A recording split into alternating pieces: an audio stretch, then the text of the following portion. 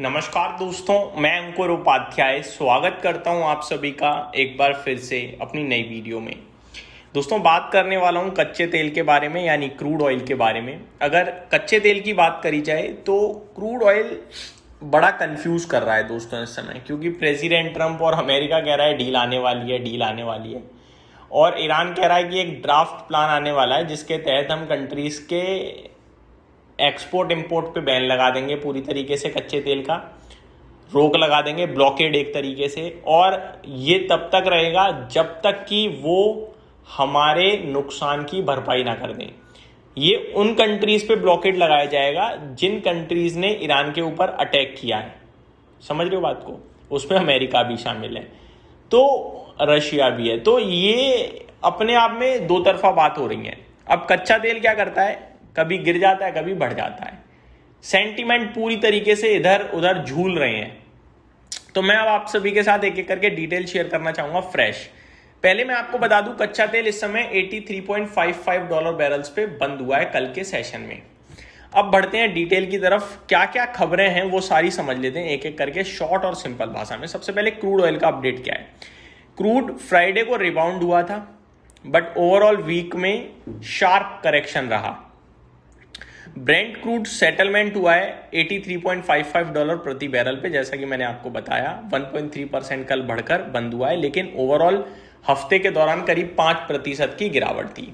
वहीं WTI की बात करी जाए तो $78.18 प्रति बैरल पे बंद हुआ है, 1.2% बढ़कर, लेकिन पूरे हफ्ते के दौरान 7.7% की गिरावट रही। अब पहला समस्या है स्ट्रेट ऑफ हॉर्मुज़। ये बड़ा ट्रिगर है। ईरान और ओमान के बीच शिपिंग लेन्स को मैनेज रीओपन करने पर बातचीत चल रही है।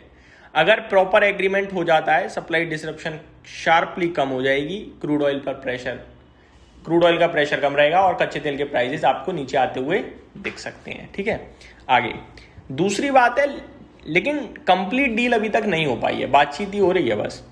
ईरान की डिमांड, सैंक्शंस और रीजनल टेंशन अभी भी अनसर्टेनिटी क्रिएट कर रहे हैं।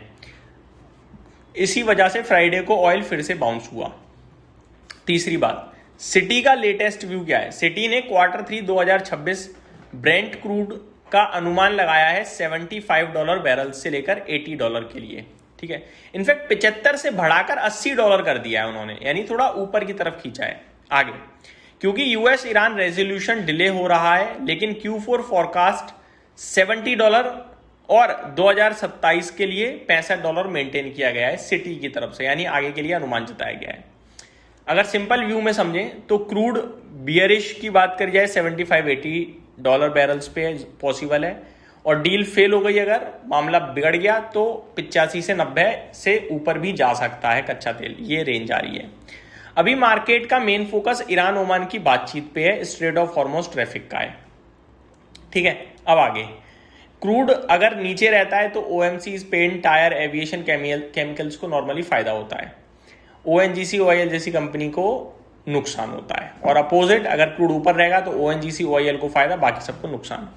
अब अमेरिका या फिर ईरान क्या रहा है, इसको पढ़ते हैं। सबसे पहले मैं आपको बताना चाहूंगा, यूएस और ईरान के बीच स्ट्रेट ऑफ हॉर्मुज़ को लेकर रीओपन करने को लेकर बातचीत चल रही है। ट्रंप एडमिनिस्ट्रेशन ने इस वीक सिग्नल दिया कि कुछ आवर्स में डील हो सकती है, कुछ घंटों में, लेकिन नहीं हुई। फिर डील की हो पाई, पॉजिटिव। कच्चा तेल रीओपन की हो पाई, पॉजिटिव। ऑयल सप्लाई डिसरप्शन का रिस्क कम हुआ, पॉजिटिव। कच्चा तेल नीचे गया, इन्फ्लेशन नीचे गया, स्टॉक्स ऊपर गए, ये हुआ। फिर क्या हुआ, मार्केट ने मतलब नेगेटिव खबर आई, फिर मार्केट बार बार क्या कर रहा है, सेम मिस्टेक कर रहा है, यानी कि अच्छी खबर पे ऊपर, नेगेटिव खबर पे नीचे। मार्केट समझ नहीं रहा कि एक्चुअली में क्या है।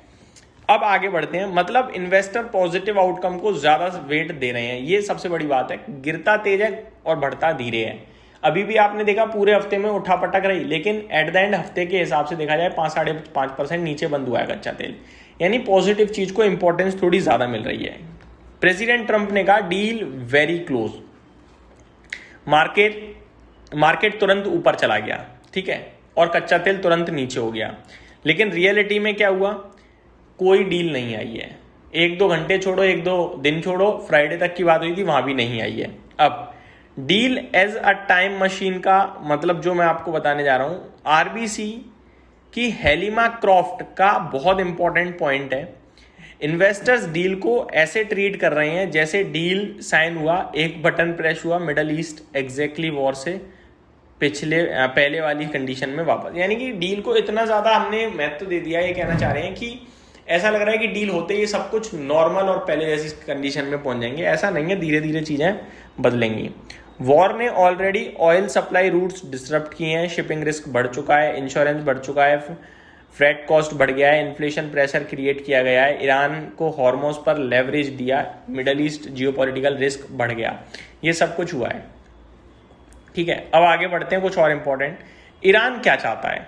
ईरान अपेरेंटली चाहता है कि हॉर्मोज से पैसेज के लिए सर्विस फी इम्पोज की जाए, यानी जो शिप्स वहाँ से गुजर रही हैं उनसे पैसा लिया जाए। यूएस चाहता है कि भैया ये सब फ्री रहना चाहिए क्योंकि ये कमर्शियल है। तो ये सारी चीज़ें हैं दोस्तों जो इस समय बड़ी कंफ्यूज की हुई हैं। इस बीच में स्कॉट बेसेंट साहब जो हैं ट्रेजरी सेक्रेटरी यूएस के, उन्होंने कहा कि फ्रीडम ऑफ मूवमेंट इंश्योर करने का डील कुछ आवर्स में आ सकता है, जो कि नहीं आया। तो कहने वाली बात यह है, अमेरिका एक तरफ कह रहा है डील आ रही है, ईरान एक तरफ कह रहा है कि कुछ भी नहीं हो रहा है, और ईरान और ओमान की बातचीत चल रही है। कब आएगी पता नहीं। कच्चा तेल ऊपर नीचे कर रहा है, पॉजिटिव खबर पे अच्छी तरीके से नीचे आ जाता है, नेगेटिव खबर पे थोड़ा बहुत ऊपर चला जाता है, बस इससे ज़्यादा कुछ है ही नहीं। मैंने आपको सब बता दिया पूरे हफ्ते का। तो ये मेरी तरफ से अपडेट थी। Thank you so much for watching this video. Have a great day guys.